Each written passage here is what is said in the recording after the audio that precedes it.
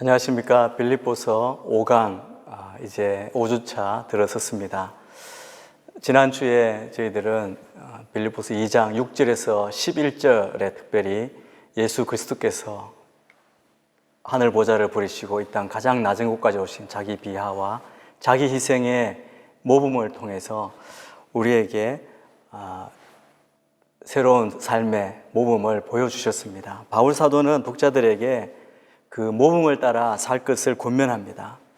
이 권면을 더 강조하기 위해서 그 모범을 따라 살아가는 자신과 자신의 동역자인 디모데와 에바브로 디도의 예를 들고 있습니다. 오늘 그래서 5가 그리스도의 본을 따르는 삶 말씀을 통해서 우리가 함께 정말 복음에 합당한 삶을 산다는 것이 어떤 것인지를 살펴보기를 원합니다. 먼저 암기 구절입니다. 빌립보서 2장 15절, 16절 말씀을 한 목소리로 같이 한번 읽겠습니다. 이는 너희가 흠이 없고 순전하여 어그러지고 거스르는 세대 가운데서 하나님의 흠없는 자녀로 세상에서 그들 가운데 빛들로 나타내며 생명의 말씀을 밝혀 나의 다름질이 헛되지 아니하고 수고도 헛되지 아니하므로 그리스도의 날에 내가 자랑할 것이 있게 하려 함이라. 오늘 우리가 살펴볼 내용은 먼저 2장 12절에서 15절에 있는 내용들을 함께 살펴보게 됩니다. 우리가 두렵고 떨림으로 구원을 이루는 삶이란 과연 무엇인가? 또 하나님의 뜻에 의한 삶, 하나님의 흠없는 자녀의 삶에 대해서 함께 살펴보게 되겠습니다. 그리고 16절에서 18절까지 그리스도의 날을 예배하는 복음신앙, 또 바울 자신의 드림과 그로 인한 참된 기쁨에 대해서 함께 나누게 됩니다. 끝으로 19절에서 30절은 그리스도의 본을 따라 살아가는 성화의 삶을 사는 두 동역자 디모데, 에바브로 디도의 삶에 대해서 또 바울의 소개와 함께 나누게 되겠습니다. 먼저 그러면 오늘 본문을 우리가 같이 한번 좀 길지만 한 절씩 우리 같이 한번 읽겠습니다. 그러므로 내 사랑하는 사람들이여, 여러분이 항상 순종했던 것처럼 내가 여러분과 함께 있을 때뿐 아니라 지금 내가 없을 때도 두렵고 떨리는 마음으로 여러분의 구원을 이루십시오. 여러분 안에서 하나님의 기쁘신 뜻에 따라 결단하게 하시고 행동하게 하시는 분은 하나님이시기 때문입니다. 무슨 일을 하든지 여러분은 불평이나 분쟁 없이 하십시오. 이는 여러분이 흠없고 순전한 사람들이 돼 뒤틀리고 타락한 세대 가운데서 책망받을 것이 없는 하나님의 자녀들로서 세상에서 하늘의 별들처럼 빛나게 하려는 것입니다. 생명의 말씀을 꼭 붙들어 그리스도의 날에 내게 자랑이 되게 하십시오. 이는 내가 헛되이 다름질하거나 헛되이 수고한 것이 아니기 때문입니다. 이제 내가 여러분의 믿음의 제사와 예배에 내 피를 붓는 일이 있을지라도 나는 기뻐하고 여러분 모두와 함께 기뻐할 것입니다. 여러분도 함께 기뻐하고 나와 함께 기뻐하십시오. 내가 주 예수 안에서 디모데를 여러분에게 빨리 보내고자 하는 것은 나도 여러분의 형편을 알고 마음의 시원함을 얻으려는 것입니다. 디모데와 같은 마음을 품고 여러분의 형편을 진정으로 돌볼 사람이 내게는 아무도 없습니다. 모든 사람이 자기 자신의 일에만 몰두하고 그리스도의 일에는 관심이 없습니다. 여러분은 디모데의 연단을 알고 있습니다. 자녀가 아버지에게 하듯이 그는 복음을 위해 나를 섬겼습니다. 그러므로 나는 내 형편이 허락하는 대로 즉시 그를 보내고 싶습니다. 그리고 나 자신도 곧 가게 되리라고 주 안에서 확신합니다. 그러나 나는 내 형제이며 동역자이며 함께 군사된 사람이며 또한 여러분의 사도이며 내 필요를 섬기는 사람인 에바브로 디도를 여러분에게 돌려보내는 것이 필요하다고 생각했습니다. 그는 여러분 모두를 늘 사모하며 또 자기가 아프다는 소식을 여러분이 들은 줄 알고 늘 걱정하고 있었습니다. 사실 그가 병이 나서 그의 죽게 되었으나 하나님께서 그에게 긍휼을 베푸셨고 내게도 긍휼을 베풀어 주셨습니다. 이는 나로 하여금 근심 위에 근심을 갖지 않게 하시기 위함이었습니다. 그러므로 나는 여러분이 그를 다시 만나봄으로 기뻐하고 나 또한 마음의 고통을 덜기 위해 그를 급히 보냈습니다. 여러분은 주 안에서 큰 기쁨으로 그를 맞아주고 그와 같은 사람들을 귀하게 여기십시오. 이는 그가 그리스도의 일을 위해 거의 죽을 지경에 이르렀어도 자기 목숨을 돌보지 않고 여러분이 나를 섬기는 일에 부족한 것을 그가 채우려고 했기 때문입니다. 먼저 오늘 긴 본문을 읽었습니다. 오늘 12절부터 15절 말씀을 먼저 봅니다. 오늘 본문은 사실 한국교회에서 가장 혼동되는 구절입니다. 또한 우리의 신앙생활에 가장 결정적인 약점이라고 할 수 있는 성화에 대한 오해를 잘 해소해주는 핵심적인 본문이라고 말할 수 있을 것입니다. 우리가 예수 믿는 사람, 예수 믿는 백성으로서 오늘 우리의 삶, 특별히 우리 교회가 가진 일반적인 연약함과 또 삶이 따라주지 않는 문제를 우리가 어떻게 해석하고 또 바라봐야 하는지를 오늘 말씀을 통해 잘 바라볼 수 있게 해줍니다. 먼저 구원에 대한 오해를 우리가 바로 잡아야 합니다. 우리가 첫 번째 하는 오해는 구원을 개인주의적으로 생각하는 것입니다. 물론 하나님은 우리 각자의 영적 상태, 우리의 구원에 대해 관심이 많으십니다. 그러나 하나님은 우리가 교회 안에, 공동체 안에 속해 있는 그런 개인으로 우리를 보시는 것이죠. 그래서 우리의 교회가 중요한 것이고 그리스도의 몸 안에서 우리의 삶, 우리의 구원이 중요한 것입니다. 예수님께서 하나님 나라를 이 땅에 이루시려고 계획하실 때 그 시작과 중심은 바로 교회 공동체입니다. 그래서 우리의 공동체, 믿음의 공동체, 우리가 함께 나눠 예배하는 것이 중요한 것이죠. 구원을 생각할 때 교회 공동체를 따로 떼어놓고 나 혼자만의 구원, 그것은 생각할 수가 없습니다. 그래서 그 오해를 우리가 극복해야 할 것입니다. 두 번째 오해는 오늘 12절 말씀에 있는 우리에게 명령하시고 권면하는 구원을 이루라고 하는 이 말씀입니다. 우리는 구원을 다 받았는데 우리가 믿음으로 구원받고 구원의 확신 가운데 영생을 누리는데 그런 줄 알았는데 바울이 뭐라고 말합니까? 이루라. 이것이 우리에게 혼란을 주기도 합니다. 이 혼란은 사실은 미리 말씀드린 우리의 오해와 관련이 되어 있습니다. 바울이 이루라라고 이렇게 말하는 구원은 그리스도의 복음에 합당하게 생활하려는 사람들이 모인 공동체에서 함께 이루어가는 겁니다. 구원이란 하나님의 통치가 드러나고 그리스도의 마음이 심기는 공동체의 생활 가운데에서 나타나는 모든 과정을 의미한다고 그렇게 아시고 이해하시면 좋겠습니다. 우리의 구원은 우리가 잘 아는 대로 이미 받았습니다. 그러나 또한 아직 완성되지 않은 것이기도 합니다. 그래서 어떤 사람들은 이미 얻은 구원을 칭의 구원, 의롭다 하심을 얻었다, 칭의 구원이라고 그렇게 말하고 아직 완성되지 않은 구원을 성화 구원이다 라고 그렇게 말합니다. 매일매일 자라가며 주님 오시는 그날까지 우리가 성장하고 성화를 이루어가는, 그래서 영화의 단계까지 나아가는 그 과정 가운데 이루는 구원이라는 것이죠. 우리가 이미 1장 6절에서 그리스도 예수의 날까지 선한 일을 시작하신 하나님께서 완성하시리라는 그런 바울의 선포가 있었습니다. 이 소망을 품고 공동체 안에 있는 우리의 지체들을 바라보며 함께 우리 권면대로 우리의 구원을 이루어 가야 할 것입니다. 12절을 이렇게 말씀합니다.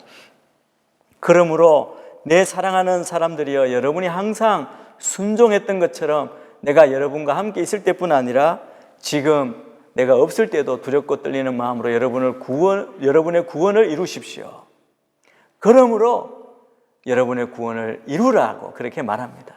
여기 그러므로라고 하는 말은 문법적으로 그렇죠. 앞에 있는 내용, 그렇기 때문에라는 겁니다. 그래서 앞에 우리가 이미 배운 지난주에 나눴던 2장 6절에서 11절 말씀, 그리스도께서 보여주신 그 본을 근거로 하여 쓰인 권면임을 우리에게 보여주고 있습니다. 그러므로 순종했던 것처럼 여러분의 구원을 이루십시오 말합니다. 그 순종이 무엇입니까? 바울의 이 권면은 우리가 앞에 했던 1장 27절로 올라갑니다. 바울은 빌립보 성도들과 바울이 함께 있을 때뿐만 아니라 지금 투옥되어 있고 함께 없을 때라도 더욱더 순종할 것을 초점을 맞추어서 이야기하죠. 또 바울이 말하고 있는 이 순종은 다름이 아닌 예수 그리스도께서 보여주신 죽기까지 복종하신 순종하신 그 순종을 가리킵니다. 이 순종은 기본적으로 사랑의 관계가 전제되어 있습니다. 사랑할 때 사랑하는 사람들의 이 말은 우리가 잘 듣죠. 사랑하기 때문에 기꺼이 하는 순종을 이 순종으로 말하는 것이죠. 사랑과 순종은 깊은 관련이 있습니다. 오늘 말씀하신 대로 사랑하는 사람이 말한 대로 행하는 것, 그것이 바로 순종입니다. 이 사랑과 순종의 관계를 잘 설명해 주는 것이 요한복음 14장 21절에서 24절에 잘 나와 있습니다. 21절을 제가 읽겠습니다. 누구든지 내 계명을 가지고 지키는 사람은 나를 사랑하는 사람이다. 나를 사랑하는 사람은 내 아버지의 사랑을 받을 것이고 나 또한 그 사람을 사랑하고 그 사람에게 나를 나타낼 것이다. 여러분, 여기 말씀한 대로 정말 예수님께서 제자들에게 말씀하신 거죠. 주님을 사랑할 때 주님의 그 말씀을 잘 드러내고 그 사람에게 나를 나타낼 것이다. 그렇게 예수님께서 나타낼 것이라고 말씀하십니다. 또 23절, 24절입니다. 예수께서 그에게 대답하셨습니다. 누구든지 나를 사랑하는 사람은 내 말을 지킬 것이다. 그러면 내 아버지께서 그 사람을 사랑하실 것이요 아버지와 내가 그 사람에게로 가서 그와 함께 살 것이다. 나를 사랑하지 않는 사람은 내 말을 지키지 아니한다. 내가 듣고 있는 이 말은 내 말이 아니라 나를 보내신 아버지의 말씀이다. 동일한 말씀입니다. 주님을 사랑할 때 주님의 말씀을 지킬 것이고, 그러면 아버지께서도 그 사람을 사랑할 것이고 또 그와 함께 할 것이다 말씀합니다. 그래서 순종은 사랑의 관계에서 나오는 것입니다. 항상 복종함으로 너희 구원을 이루라고 말씀합니다. 그래서 이 말씀은 스스로 구원을 성취하고 이루라는 뜻이 아니라 행위로 구원을 이루라는 뜻이 아닙니다. 여러분, 구원은 전적으로 예수님의 귀한 공로 때문에 자격도 없고 행한 것도 없고 일한 것 없는 우리에게 은혜로 밖으로부터 값없이 주어진 선물입니다. 이것을 믿음으로 받아들임으로써만 우리가 구원에 들어가는 것이죠. 행함이나 자격으로 구원을 얻을 사람은 아무도 없습니다. 그래서 이 말씀을, 오늘 우리에게 주신 이 말씀을 잘 해석해야 합니다.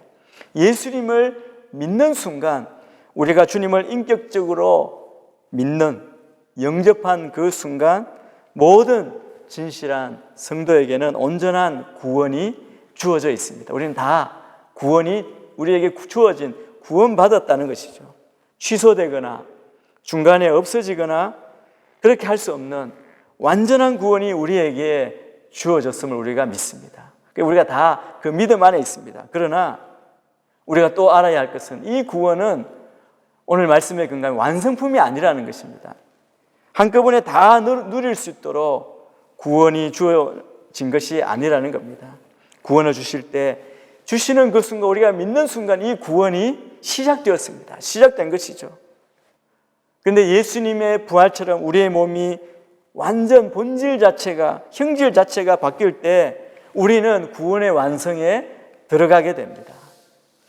구원이 시작되고 구원이 완성되는 시점이 있는데 그 사이에 있는 모든 과정, 그 과정이 신학적으로 우리가 잘 아는 성화의 과정이라고 말하는 것입니다.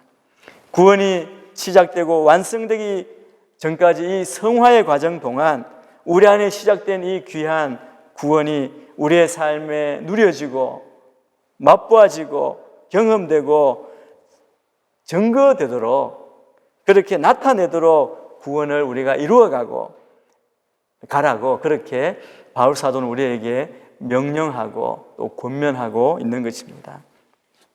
그래서 여러분, 우리가 예수님을 믿으면 반드시 우리 안에 새로운 생명이 들어오기 때문에 변화가 일어납니다. 구원받은 자에게는 삶의 변화가 있습니다. 그리고 가치관이 바뀝니다. 무엇이 중요한지, 무엇이 우선순위가 되는지 그 가치관의 변화가 일어나는 것이죠.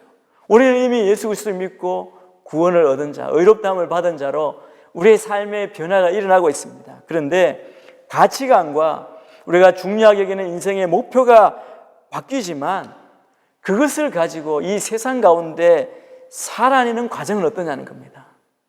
그 살아내는 과정은 때로 힘들기도 하고 고통 가운데도 있지만 그는 하늘 보좌를 버리시고 낮은 이 땅 육신을 입고 성육신 하셔서 우리의 고난을 담당하신, 또 자기를 희생하신, 그리고 높아지시고 하나님 영광 가운데 하나님 보좌 우편에 하신 주님의 그 본을 따라가는 우리가 그 자기 희생의 과정, 이 세상을 살아가는 그 과정, 이 살아내는 과정 가운데 우리가 이 구원을 이루는 삶을 살라고 이야기하는 것이죠. 그러면 그래서 어떻게 이룹니까? 여러분의 구원을 이루십시오. 이 구원, 말씀드린 대로 그리스도를 본받아 겸손과 사랑으로 공동체 안에서 공동체의 하나됨과 평강, 안녕을 확보해 나가는 것, 그것을 권면해 왔습니다. 이런 맥락에서 오늘 12절의 구원은 개인의 종말론적인 구원, 내가 죽어 천국 가는 이것으로 그치는 것이 아닙니다. 공동체가 함께 자라가는, 이루어가는 그 개념으로 구원을 해석해야 한다는 것입니다. 그런데 어떻게 이루느냐? 오늘 구체적인 이야기를 합니다. 두렵고 떨리는 마음으로. 여러분, 이 두렵고 떨리는 마음으로라는 이 뜻이 무엇입니까? 이 두렵고 떨림은 사실은 극진한 사랑을 받은 우리가 사랑 가운데서 만들어내는 두려움입니다. 경외함입니다. 구원을 잃어버릴까? 아니면 취소될까? 그렇게 두려워하고 떨라는 말이 아니죠. 하나님이 얼마나 우리에게 정말 귀한 구원을 주셨는지를 우리가 알고 그 귀한 구원, 무엇과도 바꿀 수 없는 그 영원한 생명, 그 구원을 두렵고 떨림으로 온전히 이루어가고 성취해 가라는 것입니다. 그래서 하나님 앞에 섰을 때 경험하는 그 두려움, 그래서 예배 가운데에도 또 주님과 동행하면서 그 안에서 날마다 우리를 돌아보고 주님의 본을 바라보고 그 따라가면서 그렇게 온전히 이루어가는 거룩한 두려움입니다. 그래서 우리의 삶은 두렵고 떨리는 마음, 그래서 하나님의 마지막 주님 앞에 섰을 때 그 최후 심판을 의식하고 책임 있게 행동해야 함을 강조하는 것입니다. 이것이 바로 성화에 대한 권면입니다. 매일매일 내가 새로워지고 변하고 그 구원을 이루어가는 것이죠. 하나님의 거룩함과 영광 앞에 무릎 꿇을 수밖에 없는 상태로 그 구원을 이루어가는 삶을 살라고 말씀합니다. 이제 13절을 제가 읽겠습니다. 여러분 안에서 하나님의 기쁘신 뜻에 따라 결단하게 하시고 행동하게 하시는 분은 하나님이시기 때문입니다. 여러분 12절에 이어서 나오는데 우리말 성경에는 그냥 무엇이 때문입니다라고 말하지만 여기 원문에 보면 가장 먼저 왜냐하면이라고 이렇게 원문은 시작하고 있습니다. 너희가 구원을 이루어가라고 말합니다. 왜냐하면 너희 안에 행하시는 이가 하나님이시기 때문이다 라고 그렇게 우리에게 말하고 있는 것입니다.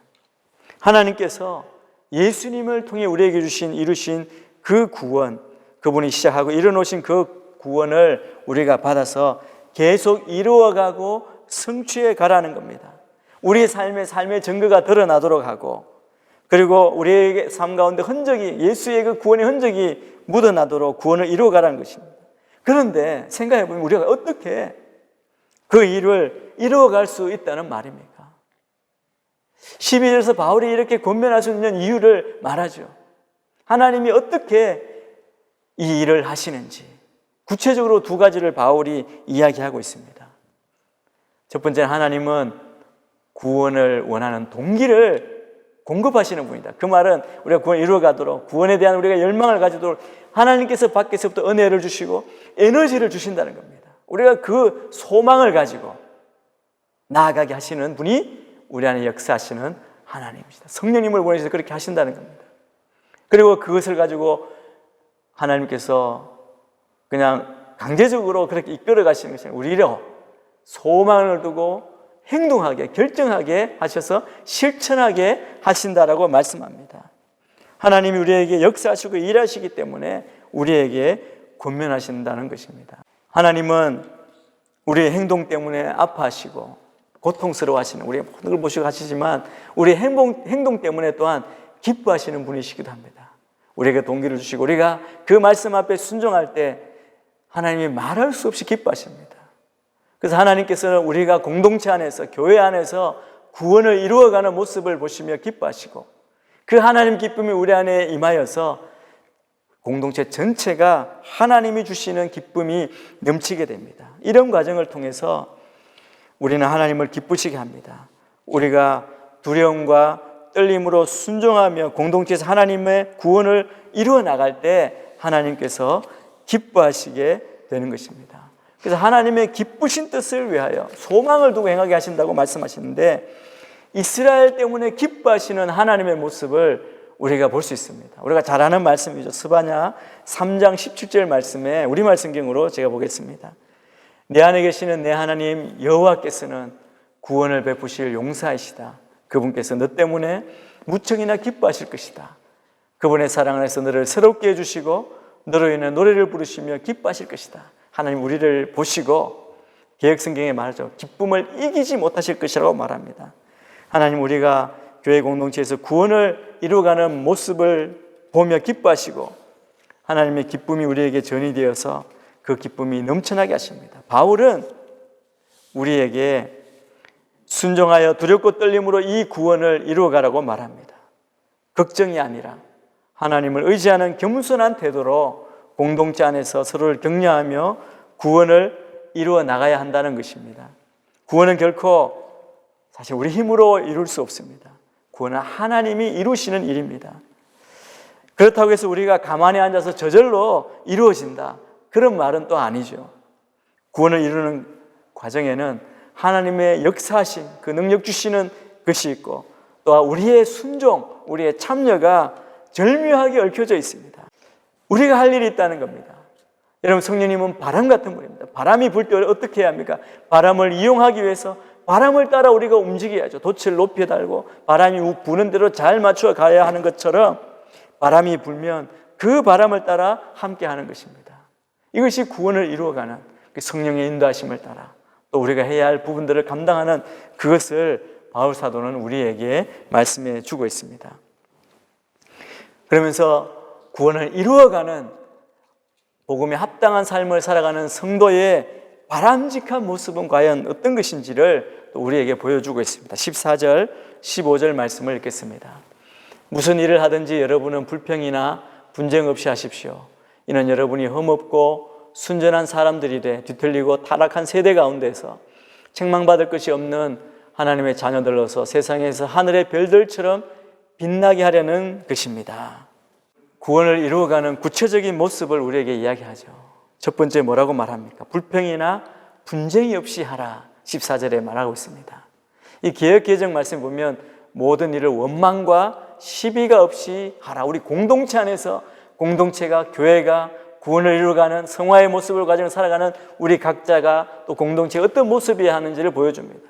불평, 이 원망은 우리 안에서부터 일어나는 것입니다. 또 분쟁이라고 하는 이 시비는 불평의 과정을 거쳐서 입으로 나오는 불평이죠. 겉으로 드러나는 말다툼 같은 것입니다. 이 불평과 분쟁은 성경의 진리에 근거한 것이 아니라 편견에 따라 자기 중심, 자기 이기심에 의한 자기 유익만 찾으려고 하는 것으로 이것을 거쳐라, 그렇게 말합니다. 또 두 번째 15절에 보면 우리가 어떻게 이루어가야 하느냐, 흠이 없고 순전해야 한다고 말합니다. 흠 없다는 것은 외적인 자질을 말합니다. 사람들에게 비난받거나 손가락질 당할 어떤 이유도 없어야 한다. 도덕적으로도 윤리적으로도 우리는 고결한 삶을 살아야 하는 그리스도인, 그것이 구원을 위한 성화의 삶을 살아가는 자들이라는 걸 보여줍니다. 또 순전하다는 말은 우리 속 내적인 자질을 보여주는 단어입니다. 섞인 것이 없고 불순물이 포함되어 있지 않다는 말이죠. 흠없고 순전한 하나님의 자녀들로 나타나 우리가 무엇을 합니까? 뒤틀리고 타락한 이 세대 가운데 책망받을 것이 없는 하나님의 자녀들로 세상에서 하늘의 별들처럼 빛나게 하는 것이다 라고 말합니다. 우리 성도는 성경적으로 완전하다고 여기는 삶을 위해 삶의 자리를 떠나지 않는다. 이 말이 무슨 뜻입니까? 그냥 이 세상 가운데 우리가 너무 힘드니까 그냥 기도원이나 수도원이나 그렇게 해서 가서 그냥 말씀만 보고 기도하고 사는 그런 삶은 아니라는 겁니다. 완전한 삶의 목표가 있지만 우리가 세상 가운데 타락한 세대 가운데, 어두운 세대 가운데 있지만 하나님의 본을 따른 하나님의 자녀로 별들처럼 빛나기 위해서 삶의 자리에서 그 삶 흠없고 순전한 삶으로 살아야 한다. 세상의 어둠을 밝히는 빛이 되어서 그 어둠을 다 밝히는 삶을 살아야 한다는 것입니다. 바울 사도가 여기 말하는 것은 다니엘 12장 3절 말씀을 아마 기억하고 인용했을 것입니다. 우리말 성경으로 다니엘 12장 3절을 제가 읽어드리겠습니다. 지혜 있는 사람은 하늘의 밝은 별처럼 빛날 것이요 많은 사람을 옳은 길로 인도한 사람은 별처럼 영원히 빛날 것이다. 바울 사도가 우리의 구원을 이루어가라고 말할 때 바울은 종말론적인 하나님의 선교, 복음을 전하는 그 사역, 많은 사람을 옳은 대로 인도하는 그 길에 대해서 생각하며 이 구절을 써나가고 있다고 말할 수 있습니다. 그래서 여러분, 이 선교의 삶, 정말 하나님의 흠없는 자녀, 그리스도의 본을 따라 복음에 합당한 자로 살아가며 구원을 이루는 삶을 살아가는 그 모습이 어떠한 것인지 16절 이하에서 더 분명하게 드러납니다. 이어서 2강에서 그 부분을 함께 살펴보겠습니다.